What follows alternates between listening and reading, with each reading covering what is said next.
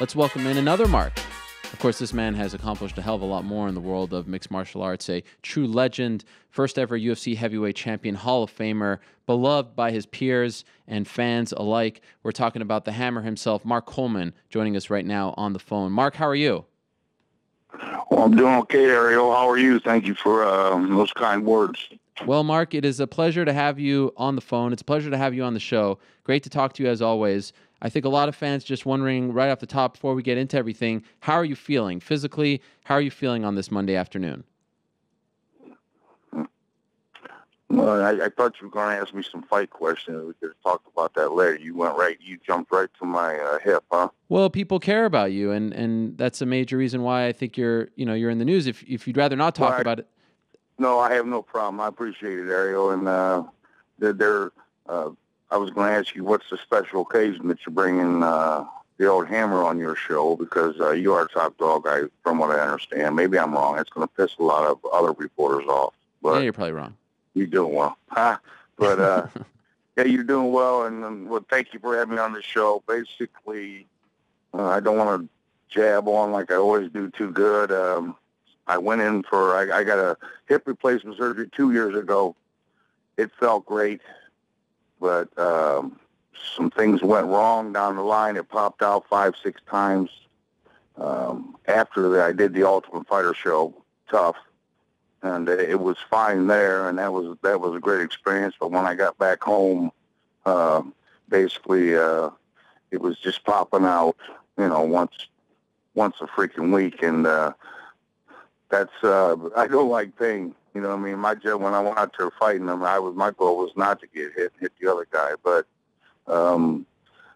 so yeah, I'm basically walking around scared to bend over, scared to do anything because of this thing. I finally get back into the surgeon, and okay, he decides he's gonna not replace the whole hip that he did 2 years ago. He was just gonna change the ball and socket, bigger ball, more sturdy, what have you, and go from there. Because it did feel great, until maybe I messed it up or I don't know.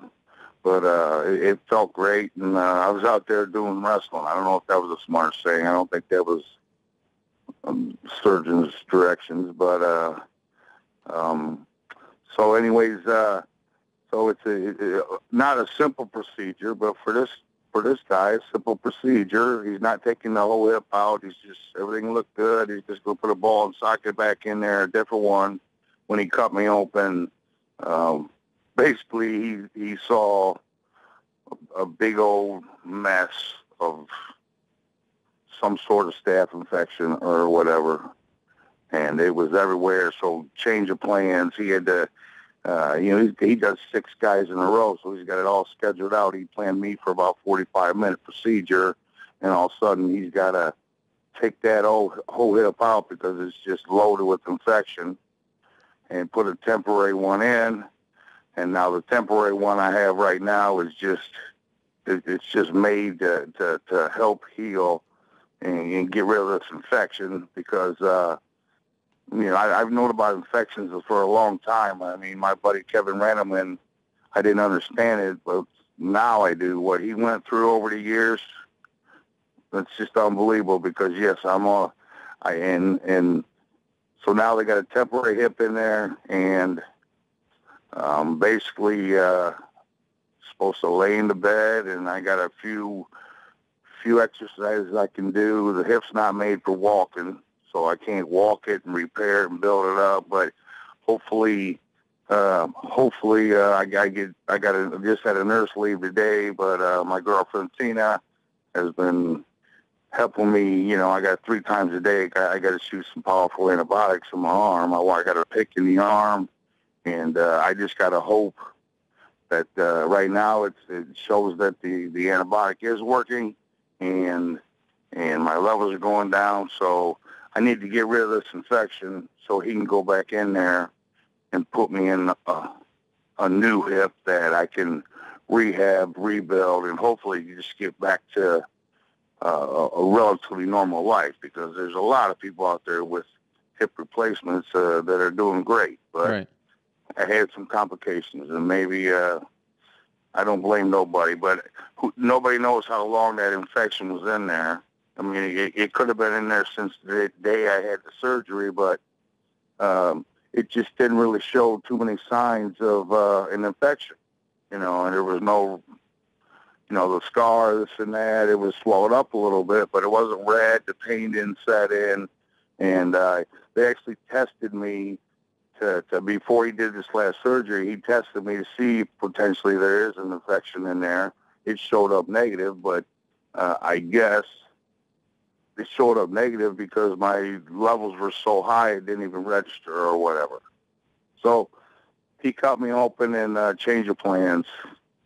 Doctor had next thing you know, I woke up. It was 5 o'clock. I went in at 10, and I was confused, and I didn't even know he didn't do the surgeries, because I was loopy, and then I found out what had happened, and basically, yes, I was very emotional. I was all medicated up. I did some stupid interviews at the beginning, so I stopped doing them. And I'm just trying to, right now I'm just different attitude. I'm just taking this like a fight, and I got to fight through this, and I got to just hope the Lord does his work and heals me up so I can get a new hip in there and move forward, Ariel. And sorry that was such a long answer. No, and I appreciate it. I appreciate you taking the time to recount it all. I know a lot of people are pulling for you, and more to that point, a month ago, your good friend Wes Sims started this GoFundMe account, and you've received $45,360 in donations. One of the notable ones, Mark Hunt, donating $5,000. Did you know about this when he set it up? And what was your reaction when you found out that all these people were willing to, donate to your cause? Well, these are the questions I couldn't handle. I did interviews, and though it happened so fast, and you don't want to. Thankfully, a couple interview people didn't even air it because I broke up. I didn't know what Wes was doing. I didn't know what he did, and then it took off so fast. It was just so humbling.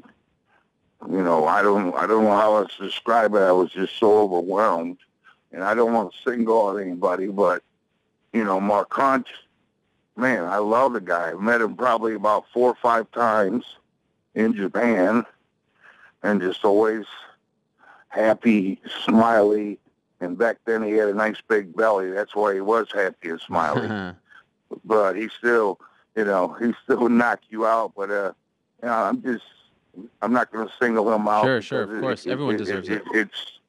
Yes, even down to some people donated. I don't know what the minimum was, but some people put $3 in there, I think, or maybe $5. A lot of $5, and maybe like some $8 ones. And you just got to think, geez, that guy might have needed that more than I do, because it's just whatever for some reason. Hopefully it's because I've been good to the fans, and I like to call them friends because I'm a fan as well. But when I meet somebody, I try to treat them good, and maybe that's why I did get this response. I know you're a very proud man. Initially, were you a little upset? Some people were like, "I don't need your help. I'll figure it out on my own," or did you have a different reaction? Because I could see it going either way. Well, of course, I'm a proud man, and I don't like to be in this position, but I put myself in this position. That's the fact. I made some good money, but made some mistakes, and basically I put myself in this position, and I didn't know it was going to be set up, but at that point, I'm in no position to say I don't want it. Right. So, proud man, I don't care. I'm grateful, thankful, and maybe somehow I can return the favor to all these people, every one of them. I just got to make sure. I can't send all these messages to so many people because I don't even really know, but maybe I can eventually. But that would take me till I'm dead, Ariel. What's it like for you, Mark? What's it like for you to see your old running mate in Pride, a man you fought 10 years ago, almost exactly 10 years ago, Mirko Cro Cop, fighting this weekend in the UFC, winning? Did you know about that? Did that lift your spirits at all? Oh man, I'm a huge fan of all the old school guys. You have to be. You have no choice, and he's one of the few left. And yeah, when I fought him in Pride, he was in his prime, and he flat out whooped me, and he felt like he was one of the strongest men I ever touched. But yeah, it was disappointing for me when he did get such a bad rap in the UFC. But the guy obviously just loves to fight, and his body's holding up. That's what the beauty of it. His body must be holding up, and he's able to train. And people don't quit when they still know they can knock somebody out like he did. You're not going to give up. Fighters just don't give up. So I'm glad. I'm just so happy his body's holding up. I wouldn't call him a good friend, but of course I'm a fan of his. And anytime there's only a few of the older school guys left, and of course I pull for them. But I'm a fan of so many. That must have lifted your spirits, right? To see him do well. I mean, that must have lifted your spirits a little bit, right? Yeah, of course it did. A lot of times when my spirits get lifted, I love watching the UFC. You still do? Well, yeah, but I'm not going to deny sometimes it really eats at your heart because you're always going to miss it.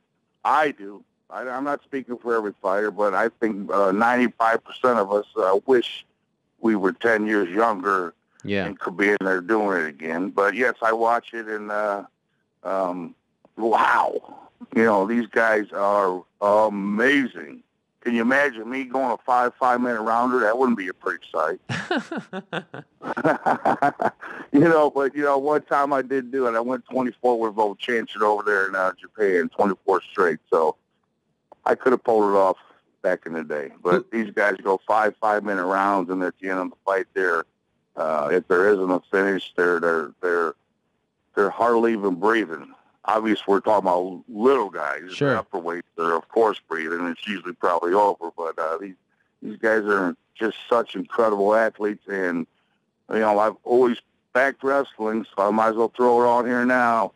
Look at them wrestlers. Yep. Look at them wrestlers, man. Look at just unbelievable. But time will everybody had their time, and everybody was worried these wrestlers were taking people down, ground and pounding. I remember that time in there, and everybody wanted to change the rules. And I realized just give it time because everybody is going to learn how to wrestle. And now, with the way I see it is, it's just too hard to take somebody down with no shoes on and slippery. And once you do take a person down, there's always a way out. So you spend so much energy taking the guy down. Maybe you get a little bit of ring control, but that's why it's all stand-up. I mean, I'm just impressed that how these wrestlers are able to adjust. But now in hindsight, I just didn't really do it enough, and I didn't have the proper coaches, or I didn't listen to who I was with. But these wrestlers are able to adjust because it's the same in wrestling. Boxing's the same, similar footwork. Only these guys, I'm just amazed how good they've gotten with their hands. So many of them. The other guys, the other guys have been doing it all their life. They're great as well. And I always had a game plan going out there and trading. But every time I walked out there, I planned on throwing some punches, but I just seen a pair of legs in front of me, and I couldn't resist taking the guy down and grabbing him. You know what I mean? But I had some pretty good sparring sessions in practice. That was real fun. Without the lights on, with nobody watching, that's fun. But to do it underneath the lights, I never could pull the trigger. But I hit pretty hard on the ground at least. I didn't lay and pray. Once in a while I laid and prayed because I had to. But, usually when I went for a rib or something, I was trying to bruise it up. Mark, is there a name or two when you hear he's fighting or she's fighting, the hammer's like, okay, I gotta clear my schedule. I need to be in front of the TV. Who really gets you excited these days? I'm definitely not going to single anybody out, but Okay.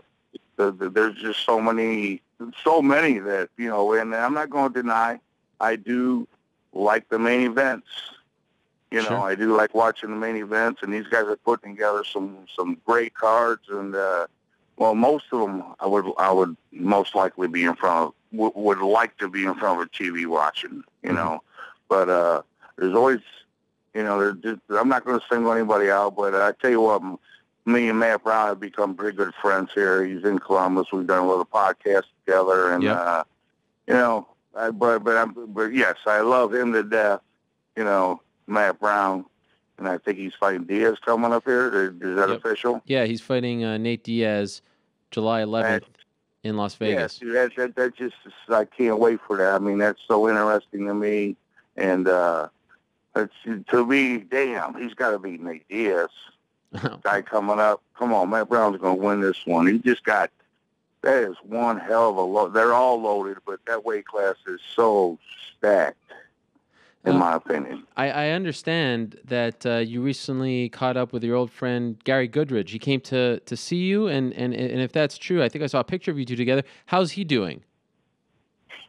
Well, Gary, he's always got a smile on his face, and yeah, we got pretty tight after we had our little dance in the octagon. We became really good friends. I actually started trying to show him how to wrestle, but we haven't seen each other in quite some time. But he had about 3 or 4 bookings in Dayton, Ohio, which is 45 minutes from where I'm at, and he got a promoter, and the guy lined him up 5 or 6 bookings in the week. So he drove up, and the first thing he did was come down, and he wanted to see me. Big Daddy wanted to see me, and it was nice to see him. And actually, I signed a bunch of pictures, and he insisted I sign a bunch of pictures because he's going to, on his little tour, he's going to try to push him, to raise some money for me, which that's Wow. pretty neat. That's pretty neat. But yeah, we took some pictures, and the thing is, either he shrank, because I thought I shrank, but I remember Big Daddy he claims to be 6'3", but man, he was looking up at me a little bit. He couldn't believe. He goes, I don't remember you being this tall. And I said, well, I am standing straight up, Big Daddy, and this is my longer leg. My left leg's longer than my right leg right now. So, it was just funny, but he was just really looking at me like, did you get taller? I said, I think you got shorter, Big Daddy. But no, he looked good. He looked good, and it was just good to see him. And how's he doing? I'm not really sure. I know he's got his own little injury issues Right. going on. Yeah. And I don't know the details, so I don't want to go into it. But he's got other stuff coming up too, other injuries that he's going to have to get taken care of. But I don't want to go into it. But yeah, I'm concerned about Big Daddy. I want to ask you, Love Mark. the guys. Love the guy. A lot. I can understand if you want to keep this private, but I feel compelled to ask because a lot of people brought this up when the news of the GoFundMe thing came out. Go ahead. A lot of people wondering if the UFC reached out to you, if they offered any kind of help at all. Can you comment on that? Well, I've always had nothing but good things to say about UFC, and as far as I'm concerned, they took care of me great while I was with them, and then they kept me a part of their organization with the video games and the trading cards, this and that. They didn't, because if you say some things that are on your mind, like potentially Don Fry, well, I think it cost Don Fry, but this guy, he says what's on his mind, but I think he's a Hall of Famer. But we'll see what happens with myself. Never had any problems with him. And, Dana White sent me a text, actually gave me a call, see how I'm doing. Joe Silva called me, and, I don't know, they're potentially going to try to help me. One of the guys in there we're talking to, I'm trying to get my insurance changed over. Oh. because it's about to expire, but they have reached out and offered. I don't know if they're going to put me on insurance or they're just going to help me get insurance, and I got to pay for it every month. I don't know, but the UFC has always been good. But hey, if they want to help out, that'd be great. Sure. And I don't like handouts, but yeah, I'd love to end my career with the UFC because I've always been loyal to them, and I love them, and that'd be great, But if not, I don't know what I'm going to do at this point. Oh, so trying to figure it out.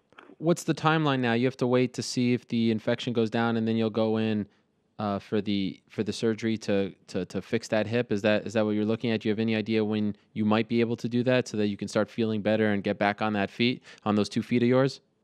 Well, I'm not sure, but yeah, my nurse left today, and she just told me the specialist reading the red blood count, the red cells, blue red cells, white blood cells, and well, yeah, basically everything's dropping, but they were so freaking high, they have a long way to drop. So they're dropping, and everything seems to be going the right direction, but I'm not positive when I'm going to be able to get. That's the goal, is to get rid of the infection, get this hip out of here, put a new one in there that I'm allowed to rehab, and maybe I'll pay attention a little bit better this time and rehab the thing right instead of.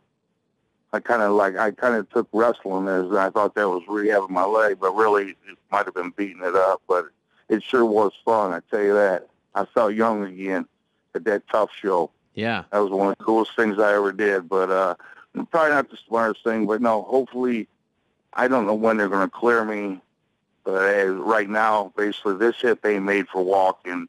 And there's pretty much, I got my 6-month-old baby daughter down there that, it'd be nice to be able to pick her up and do this and that. But no, I'm not really supposed to do pretty much nothing until the new hip gets in there, and then I can start rehabbing the thing. But this one basically is just temporary, and I got these few exercises that I do on my back. But when the therapist told me, I know you're used to this kind of training, but I can't overtrain the thing, that's for sure. There's only so much you can do, and my legs always were skinny. But, yeah, the atrophy is setting in, especially on the right one, the bad one, because I'm probably favoring the other left hip. But, oh, geez, man, it'd be a neat picture on the internet if I let somebody see my legs right now, especially with these pantyhose on. Well, Mark, I wish you nothing but the best, and I speak for everyone when I say that. I know the entire MMA community. You don't need me to tell you that. They are all pulling for you. They hold you in the highest of regards. You gave us a lot of great memories, and it's a beautiful thing what your friend Wes did for you. And I know that it's probably not the situation you wanted to be in, but it's rare to see a community, if you will, rally around a legend like they have around you. So hopefully you can get through this and everything goes well, and you can replace that hip, get back on your feet. We can see you at events.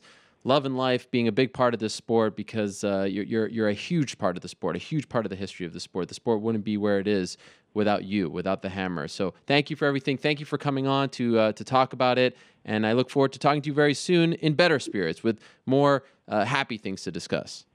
Well, you going to let me answer you? Are you cutting me off? Your time's short. I went over. No, it's just, I don't want to take up too much of your time. Like you said, I don't want to underplay how I didn't, when Wes did that, and all of a sudden the response, you're right, it was like I didn't expect that. Yeah. I didn't know about it, and I didn't expect it, and well, yeah, it definitely boosted my spirits, and maybe I went from feeling sorry for myself for a few days till this happened, but no, there's people out there with a lot worse problems than I got right now, so quit complaining. And I'm just fighting this thing, and yeah, I hope to be involved with MMA, until the day I die. Thank you, Mark. All the best. We'll talk to you soon. All right, Ariel. You have a good day. There he is, the Hammer himself. Great to hear from him. And if you want to learn more about that GoFundMe account, it's gofundme.com/savethehammer. Currently, $45,365 donated. Pretty amazing stuff. Kudos to all who donated.